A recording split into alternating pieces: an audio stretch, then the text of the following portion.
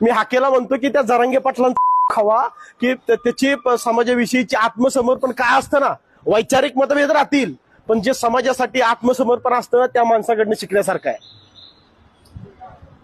तुम्ही जे आरोप करताय त्याच्यात काही तुमच्याकडे तथ्य किंवा पुरावे असले पाहिजे. त्याचे तथ्य या 2 दिवसामध्ये प्रेस कॉन्फरन्स घेऊन मी सगळे तथ्य यांनी कुठं कुठं काय केलेलं हे सगळे ओपन करणार आहे.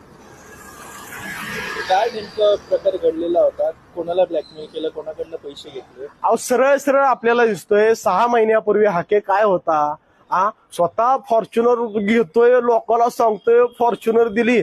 अरे तुला का सोसायटीतला वॉचमन तू आला तरी उठत नाही.